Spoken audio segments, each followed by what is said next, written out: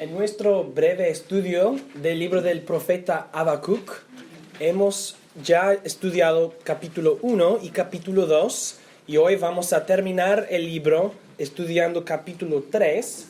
Y para revisar o repasar un poquito, acuérdense que en capítulo 1, Habacuc tiene varias preguntas y dificultades.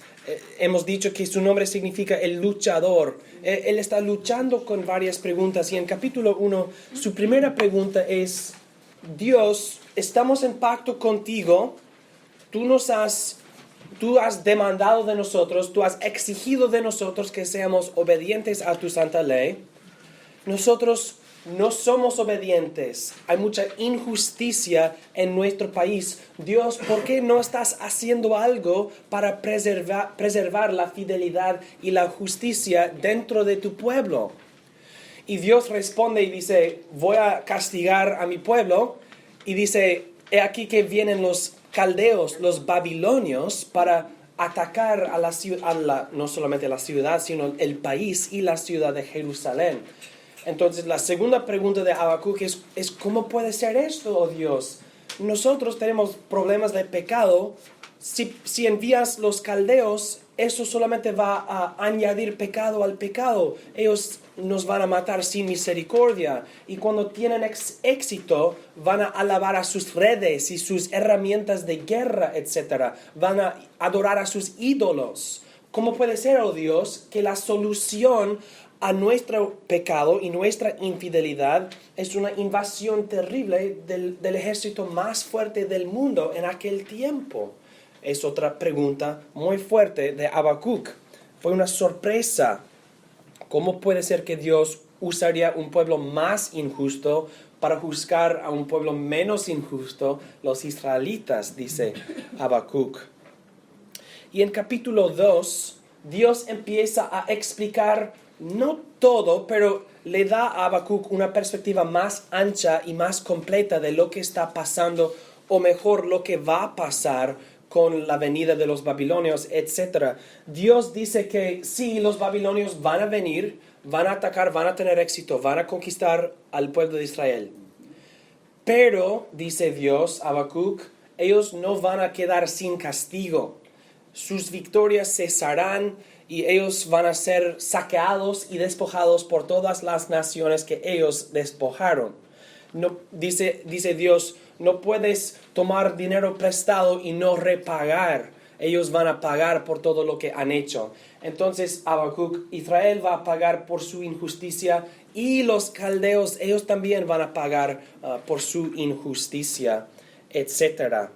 Y dice Dios que en esto, en el juicio contra Israel y el juicio contra Babilonia, dice Dios, mi gloria cubrirá la tierra, llenará la tierra. Y concluye Dios al fin de capítulo 2, silencio a todo el mundo, yo estoy en mi santo templo. Y dice Dios, pero el Señor está en su santo templo, calle delante de él toda la tierra. Es decir, Habacuc y los demás, yo sé lo que estoy haciendo. Y mis propósitos son santos y buenos y fieles. Calle delante de mí toda la tierra. Yo soy el Creador. Yo soy el único verdadero Dios. Los ídolos de las naciones no son nada. Dios dice a Habacuc, no me dudes ni cuestiones mis planes, Habacuc. Soy yo Dios, soy yo el Creador. Y yo no voy a permitir que la injusticia quede sin castigo, ni voy a permitir que los ídolos me roben de mi gloria en la tierra. Dice Dios, sí voy a recibir mi gloria, y sí voy a juzgar la injusticia de la tierra, porque según Habacuc, dice Dios, no vas a recibir gloria por medio de eso, y la injusticia no será castigada. Pero dice Dios, sí, toda la injusticia será castigada y mi gloria llenará la tierra. En contra de lo que pensó o preguntó Habacuc. Entonces, esta mañana vamos a seguir con capítulo 3 y vamos a ver que Habacuc reacciona a todo lo que él ha oído y también tiene una nueva visión. Leamos entonces Habacuc capítulo 3, todo el capítulo. Oración del profeta Habacuc sobre Sigionot. Y no me preguntes qué es eso. Es algo que probablemente que tiene que ver con la música o el estilo de la canción, porque mucho de eso es una canción o un salmo y no sé exactamente qué significa. Es probablemente algo que tiene que ver con la música. Versículo 2. Oh Señor, he oído tu fama, he considerado tu obra, oh Señor. Avívala en medio de los tiempos. En medio de los tiempos hazla conocer. En medio de la ira acuérdate de tener misericordia. Dios viene desde Temán y el santo de los montes de Parán. Su esplendor cubre los cielos y la tierra se llena de su alabanza. Tiene un resplandor como de luz. Rayos brillantes salen de sus manos y allí se oculta su poderío.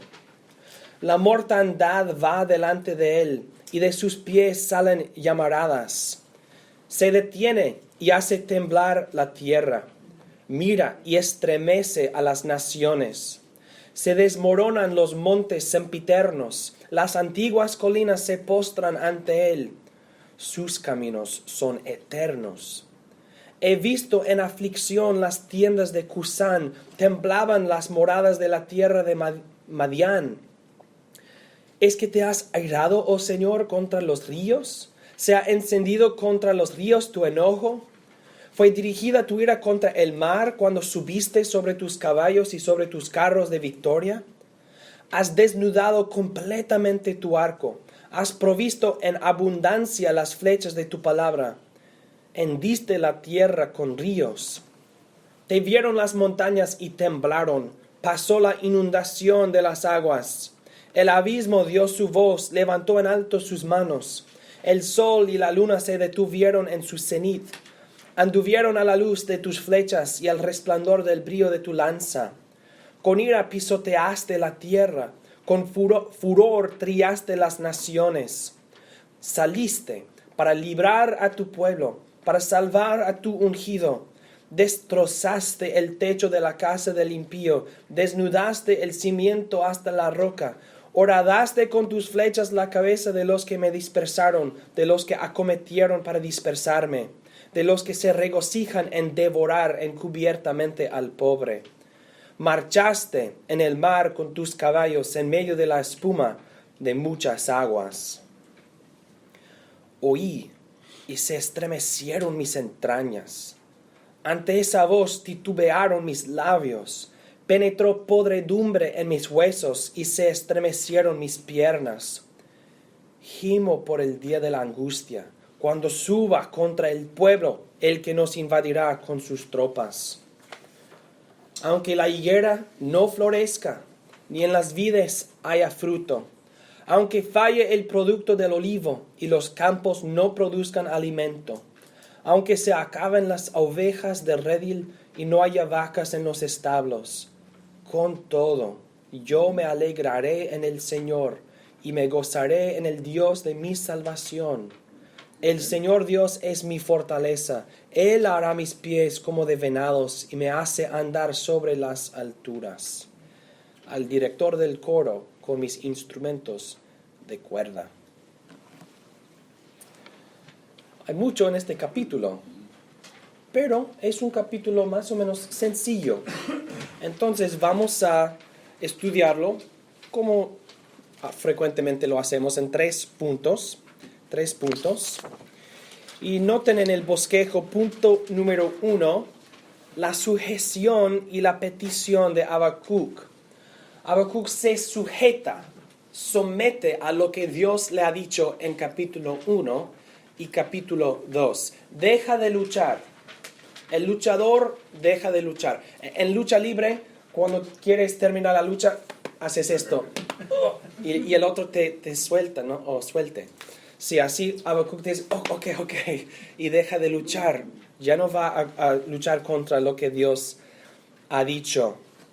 Entonces, noten, hermanos y hermanas, que y eso es muy obvio, noten que versículo 1 de capítulo 3 es inmediatamente después del último versículo de capítulo 2.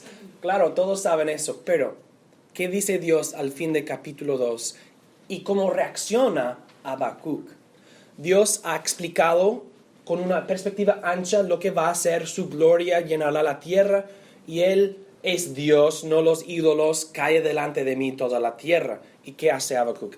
En este momento Habacuc dice, ya no más, ya no lucho más contra ti, oh Dios.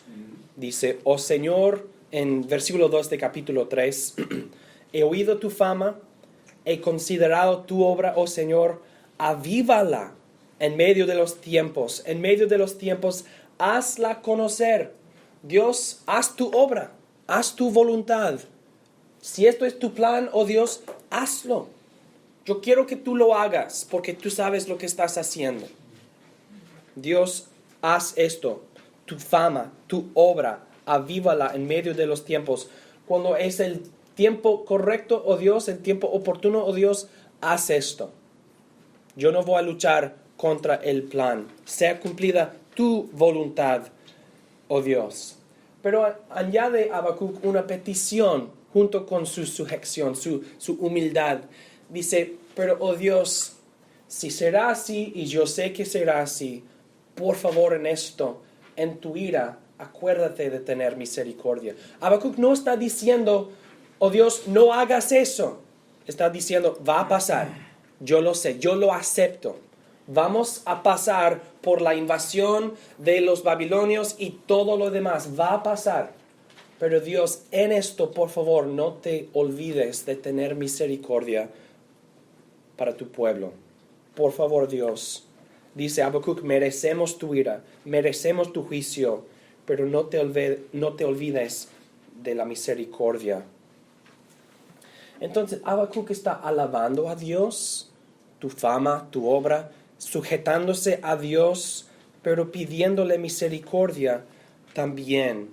Entonces, el luchador ha dejado de luchar.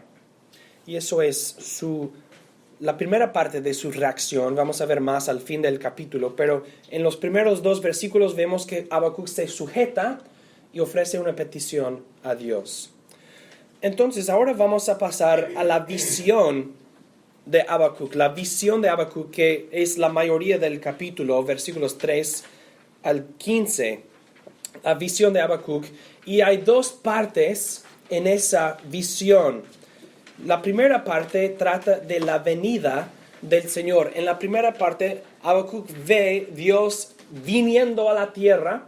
Y la segunda parte es, habiendo venido, ¿qué ha hecho o qué hará el Dios de Israel? Entonces, lean conmigo de nuevo versículos 3 al 7. Y esto es la llegada, la venida del Señor en la visión de Habacuc. Noten en versículo 3, Dios viene, la venida del Señor, la llegada de Dios. Dios viene desde Temán y el santo de los montes de Parán. Su esplendor cubre los cielos y la tierra se llena de su alabanza. Y Dios ya dijo que eso pasaría, ¿verdad? Que la tierra se llenará con mi gloria, etc. Tiene un resplandor como de luz, rayos brillantes salen de sus manos y allí se oculta su poderío. La mortandad va delante de él y de sus pies salen llamaradas. Se detiene y hace temblar la tierra, mira y estremece a las naciones. Se desmoronan los montes sempiternos, las antiguas colinas se postran ante él. Sus caminos son eternos. He visto en aflicción las tiendas de Cusán, temblaban las moradas de la tierra de Madián. Para Habacuc, la venida o la llegada de Dios es como el impacto de un, no sé cómo se dice, un asteroid. ¿Un asteroide? Sí, un meteor con la tierra. Una llegada o una venida y efectos gigantes e increíbles. Porque Habacuc está describiendo muchos lugares, no súper lejos, pero no en Jerusalén, ciertamente. Y la venida del Señor afecta a todos los demás. y el poder que sale de su venida es muy grande. Vamos a ver esto en la segunda parte también. Pero noten que en esta visión Habacuc ve la gloria de Dios en la tierra con poder absoluto sobre las vidas de los hombres y todos los elementos del mundo natural, las montañas, el agua, el cielo, los hombres, todo.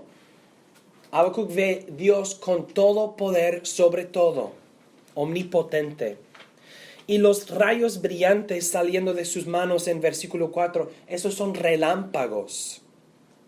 Y frecuentemente en las visiones de los profetas, y Habacuc va a mencionar esto en la segunda parte, cuando habla del arco de Dios y sus flechas, eso refiere a relámpago, que Dios envía su relámpago a la tierra. Y entonces en esta visión también se describe a Dios como en un carro, a chariot, un carro con caballos en el cielo y en el mar y en la tierra, con destrucción o por lo menos poder absoluto en todo lugar. Y cuando Dios toma su carro sobre los montes, se reducen a la nada. Cuando Dios toma su carro sobre el mar, el mar es turbulente. Entonces todo casi huye del poder y la venida del Señor por su poder.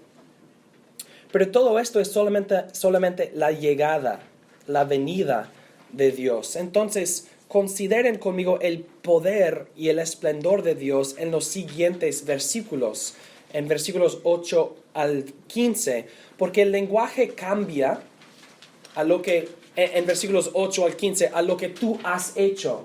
O Dios, has hecho esto, o Dios, hiciste esto.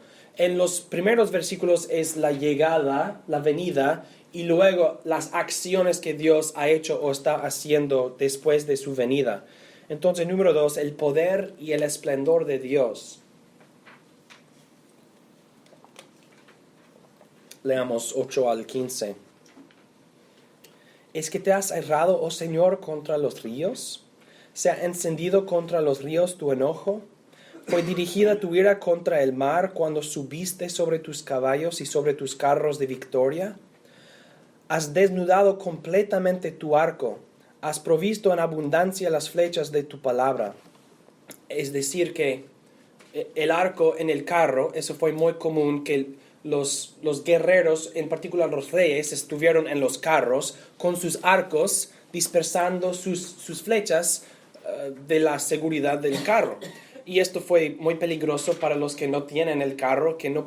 Si yo me quedo aquí y alguien tiene un carro haciendo círculos alrededor de mí, dispersando flechas, a mí es un poder muy grande. Y Habacuc describe a Dios como: has desnudado completamente, no escondiste tu arco, está desnudado completamente, dispersando, has provisto en abundancia las flechas de tu palabra.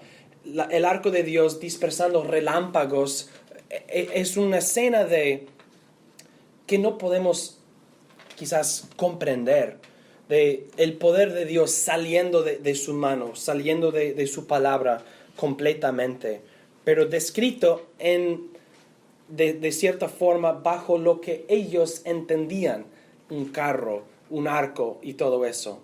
Entonces, para nosotros es difícil ver en nuestras mentes lo que vio Habacuc, pero sigamos. Hendiste la tierra con ríos, versículo 10. Te vieron las montañas y temblaron. Pasó la inundación de las aguas. El abismo dio su voz, levantó en alto sus manos. El sol y la luna se detuvieron en su cenit. Anduvieron a la luz de tus flechas y al resplandor del brillo de tu lanza. Con ira pisoteaste la tierra, con furor trillaste las naciones. Saliste para librar a tu pueblo, para salvar a tu ungido.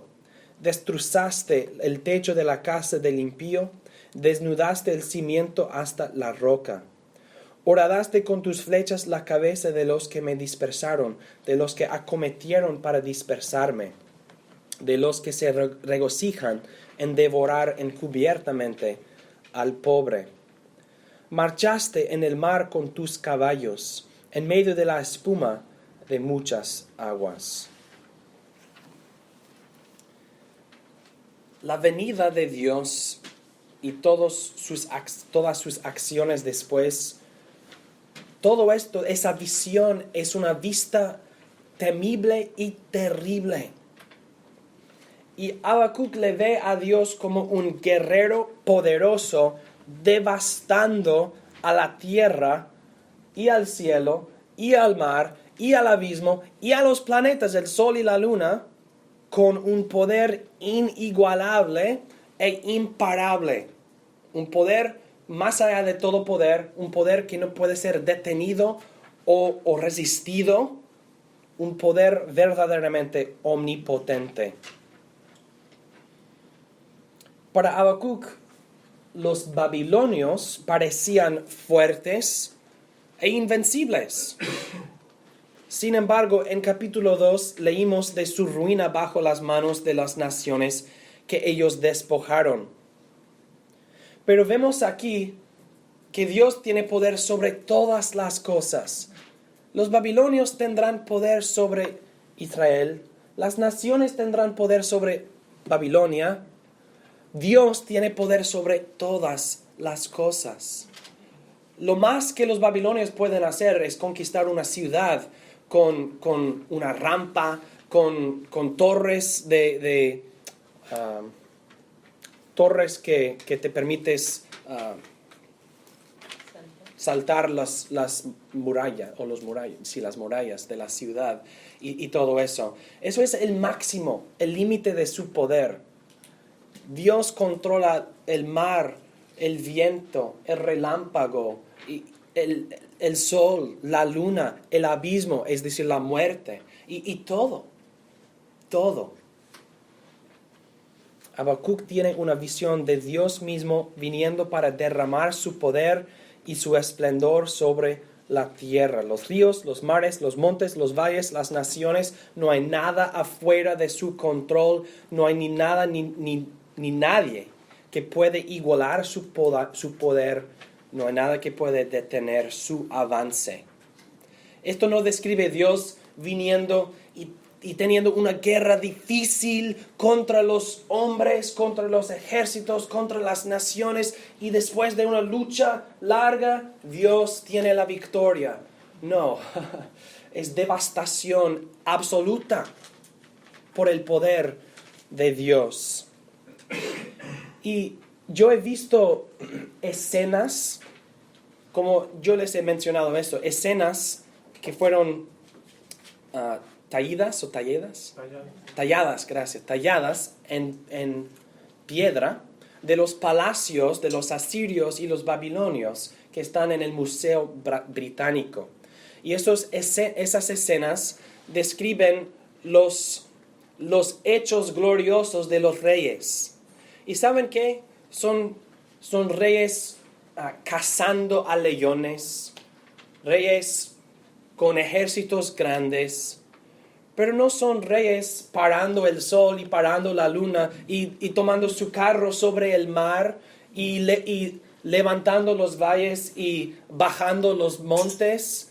No tienen ninguna escena de esas cosas. ¿Por qué? Porque son reyes humanos. Y hacen cosas muy grandes, sí.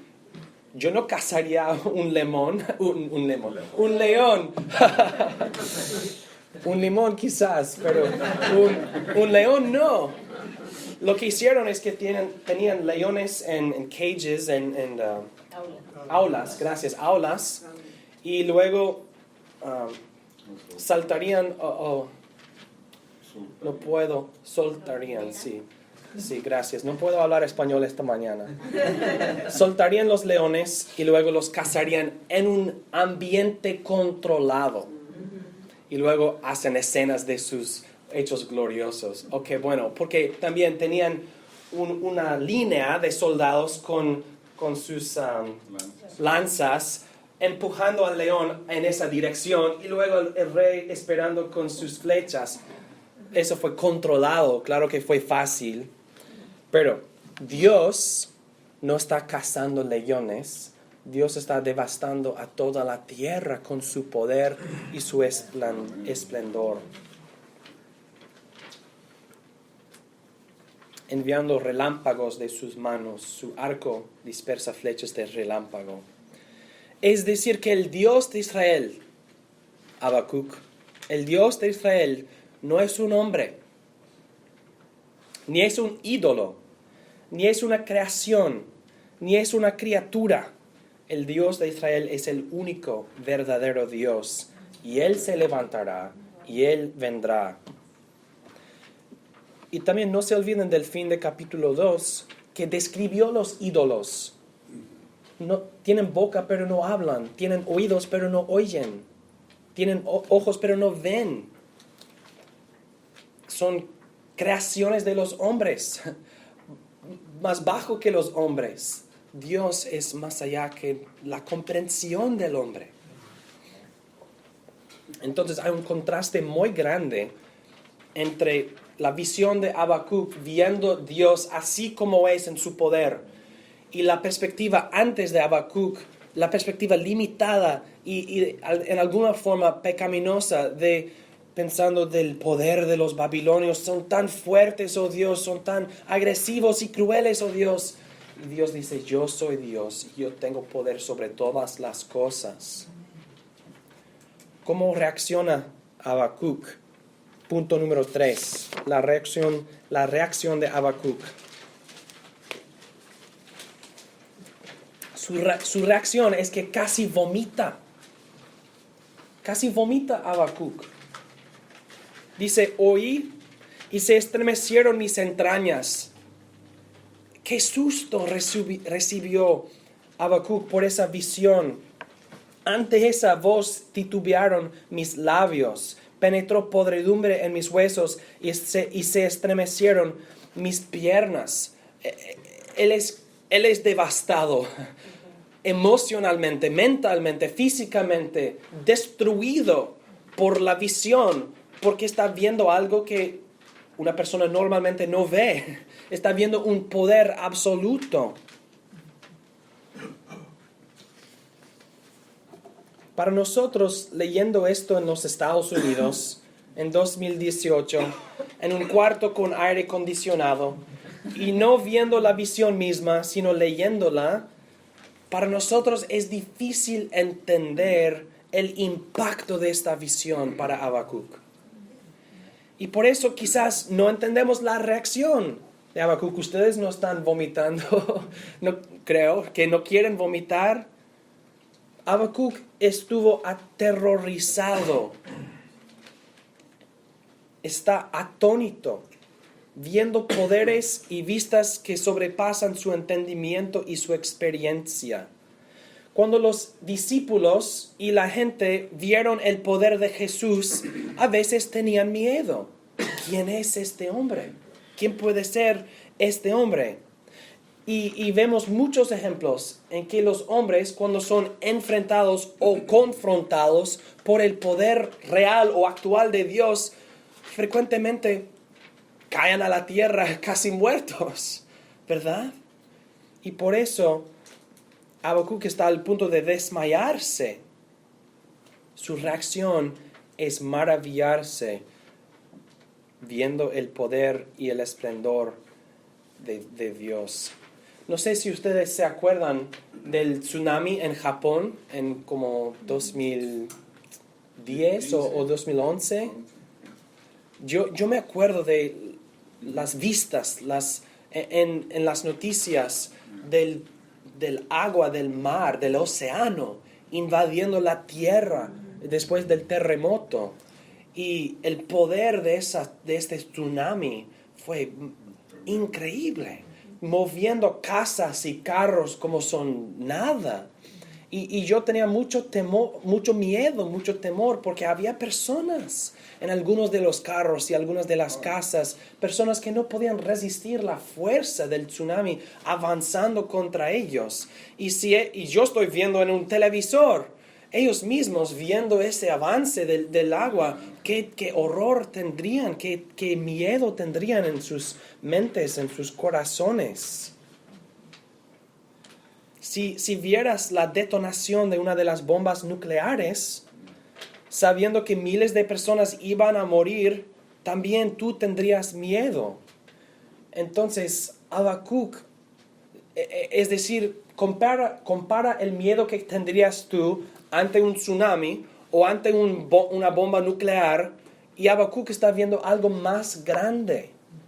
Y si tú tendrías miedo ante esas cosas, podemos comprender por qué Habacuc tiene miedo ante esa visión también. El poder y el esplendor de Dios. Y Habacuc sabe que la venida de Dios no es para luchar contra los babilonios. Habacuc sabe que los israelitas tendrán que sufrir la invasión de ellos. Entonces, gime por el día de angustia después, en que Dios les librará. Gime por el día de la venganza de Dios contra los enemigos de Israel. Y desde aquel día y hasta entonces, si lo ve o no Habacuc, él confiará en Dios. Esa visión no es: Habacuc, aquí que vengo yo para luchar contra el ejército de Babilonia. No. Dios va a permitir que los soldados de Babilonia vienen y atacan y triunfan sobre Israel.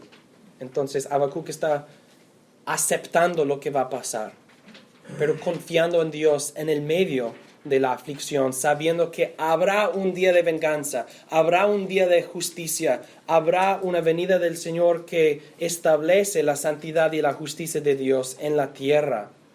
Su gozo y su alegría entonces no provienen del pan o del fruto de la vid o la prosperidad de los campos y los rebaños. Su gozo y su alegría provienen de su Dios, el Dios de su salvación. Y él confía que Dios le hará capaz de perseverar por las aflicciones más intensas y dolorosas. Eso es su reacción. En conclusión, hermanos y hermanas, vamos a considerar 4 cosas.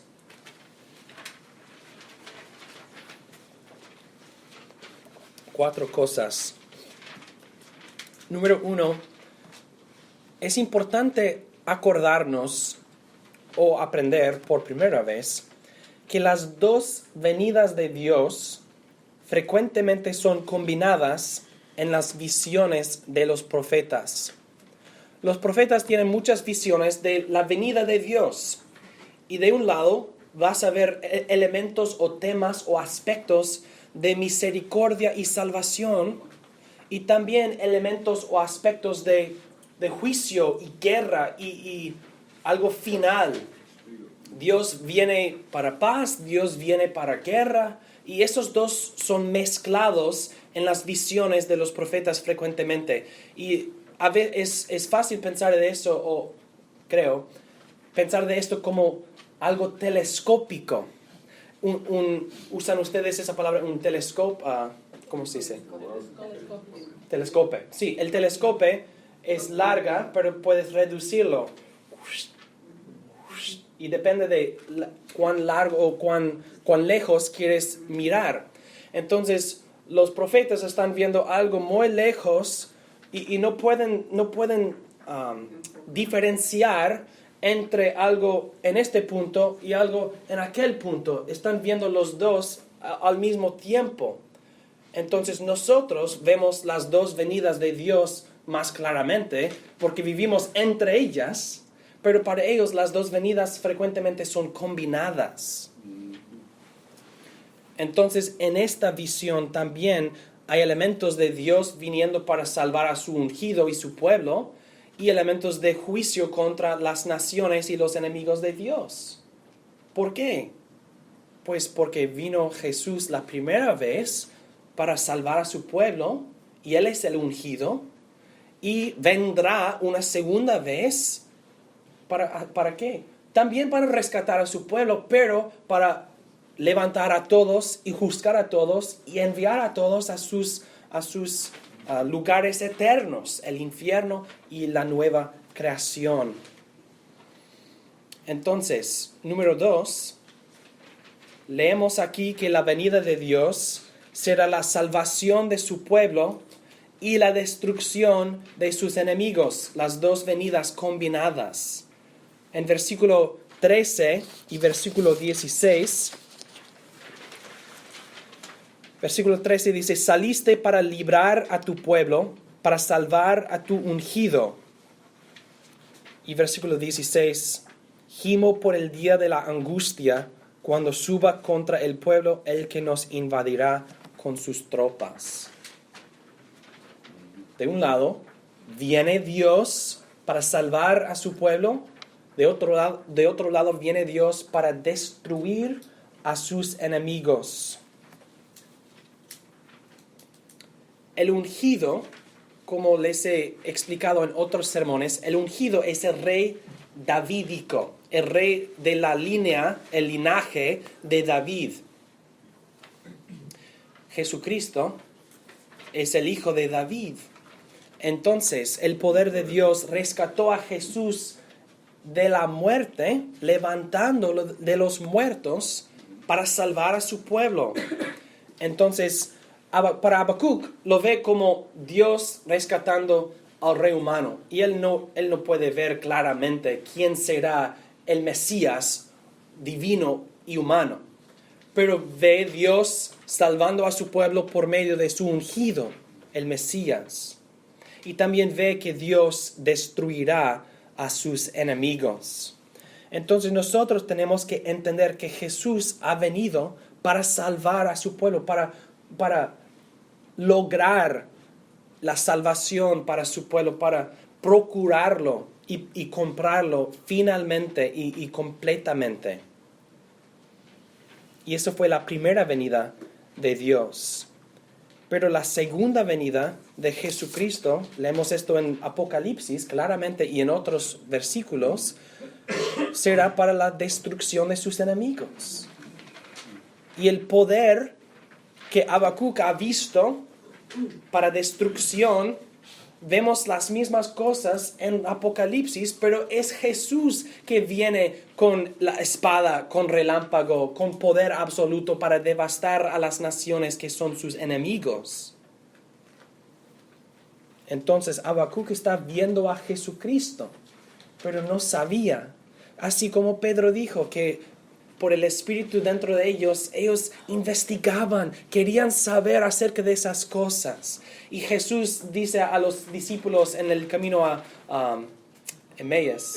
Emaús, dice, ellos testificaron de mí, ellos hablaron de mí. Entonces estamos viendo en esa visión no solamente que los babilonios van a sufrir una invasión o ellos van a ser castigados, etc. Eso es la venida de Jesús también, la primera venida y su segunda venida, para salvar a su pueblo y para destruir a sus enemigos. Y como ya hemos dicho, nosotros vivimos entre las dos venidas. Entonces, el tercer punto para nosotros es de suprema importancia. No ha venido Jesús para destruir.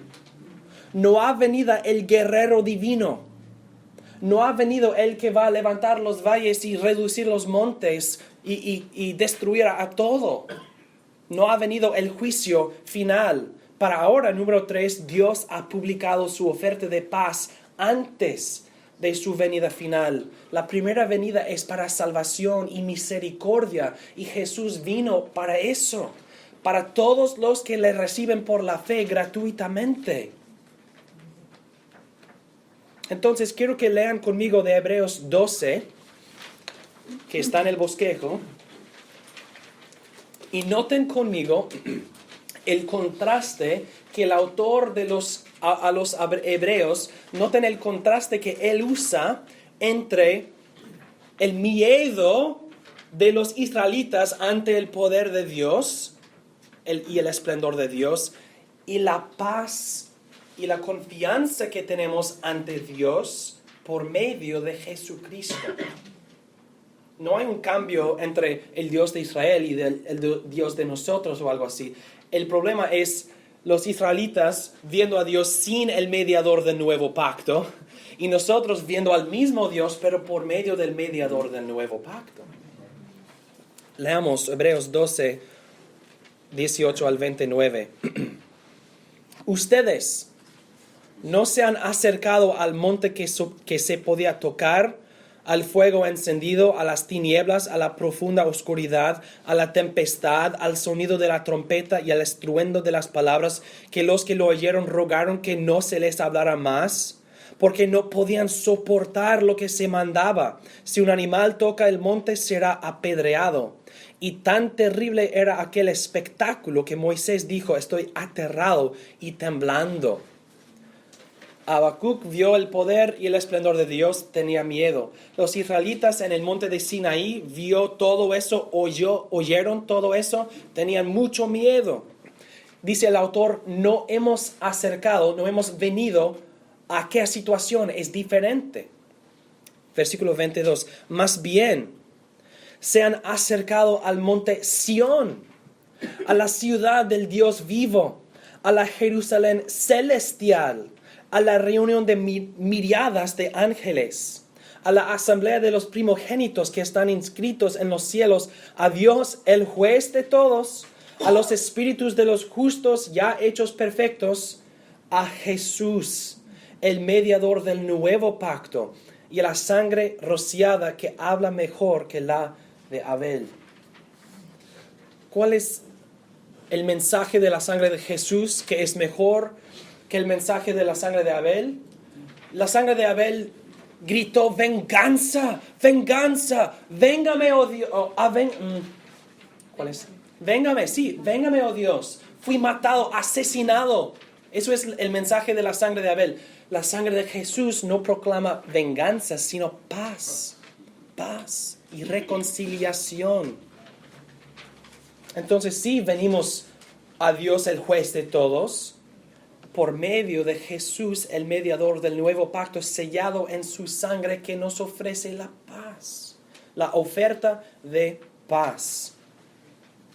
Y luego dice el autor, si esto ha sido publicado y proclamado tan claramente en la muerte y la resurrección de Jesús y toda la enseñanza después, miren, que no rechacen al que habla.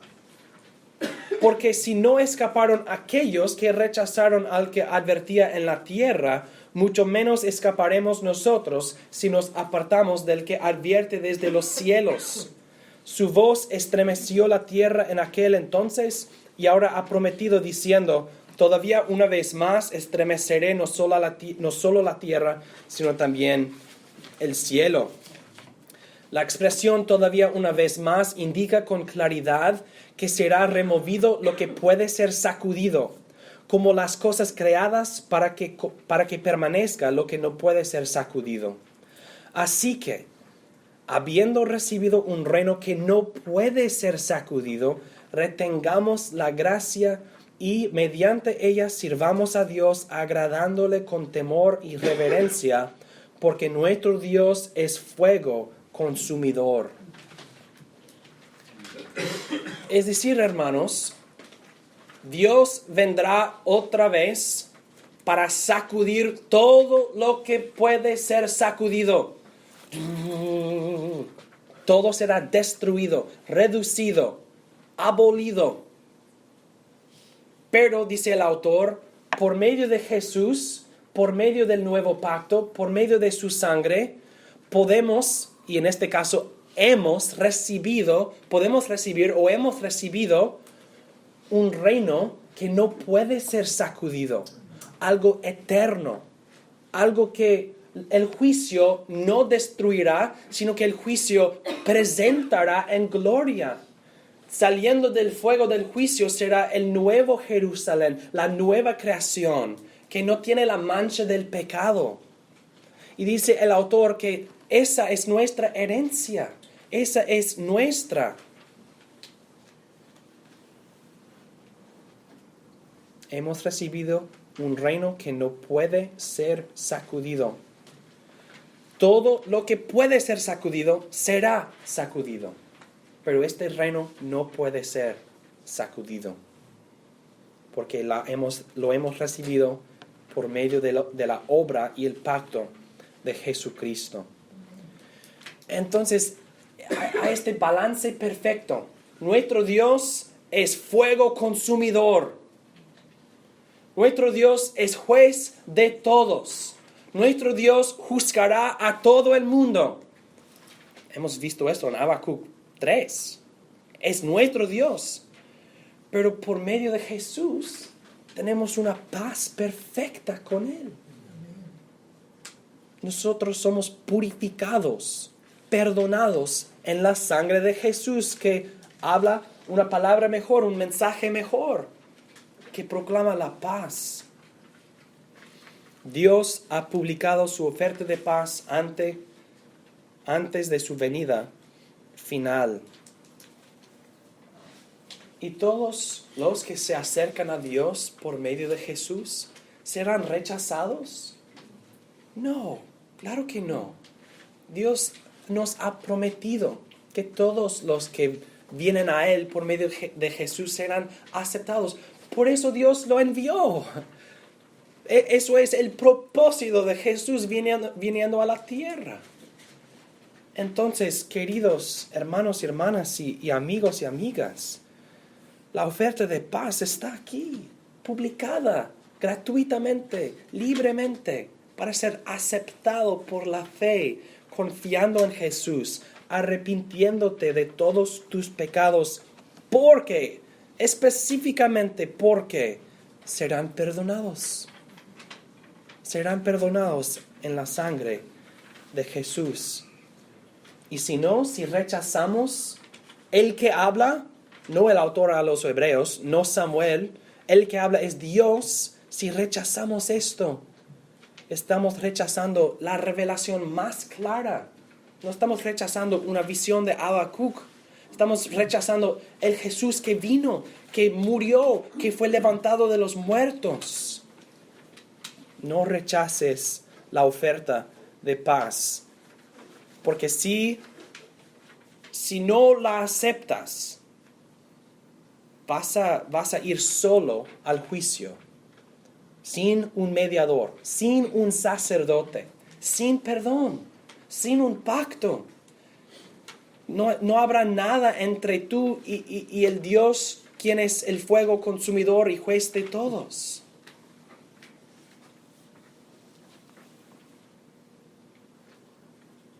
Nuestro Dios es fuego consumidor.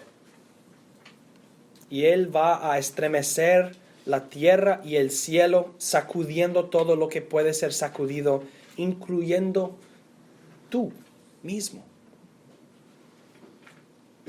Si no confías en Jesús. Entonces, confía en Jesús. Y, número 4, si Dios es nuestro Dios, por medio de Jesucristo, vengan espadas o enfermedades, tenemos una fuente perfecta y perpetua de gozo y alegría, y todo sufrimiento en esta vida será abolido y olvidado en la vida venidera. Aunque la higuera no florezca, ni en las vides haya fruto, aunque falle el producto del olivo y los campos no produzcan alimento, aunque se acaben las ovejas del redil y no haya vacas en los establos, con todo, yo me alegraré en el Señor y me gozaré en el Dios de mi salvación. El Señor Dios es mi fortaleza. Él hará mis pies como de venados y me hace andar sobre las alturas. Todo que puede ser sacudido, no me importa. Todo lo que no puede ser sacudido, eso es la fuente de mi gozo. Eso es la fuente de mi alegría. Y todo lo que no puede ser sacudido, yo lo tengo por medio de Jesucristo. Entonces, Habacuc dice la misma cosa. Todo que puede ser sacudido, estremecido, removido, destruido. Esas cosas, si los tengo, bueno. Si no los tengo, está bien. Dice, con todo, yo me alegraré en el Señor. Entonces, hermanos y hermanas, nosotros vamos a sufrir varias aflicciones. Gracias a Dios que los babilonios no están viniendo para decapitarnos. pero sí tenemos varias aflicciones y dificultades. Y debemos acordarnos de que con todo nosotros nos alegraremos en el Señor y nos gozaremos en el Dios de nuestra salvación por medio de Jesucristo. Amén. Oremos.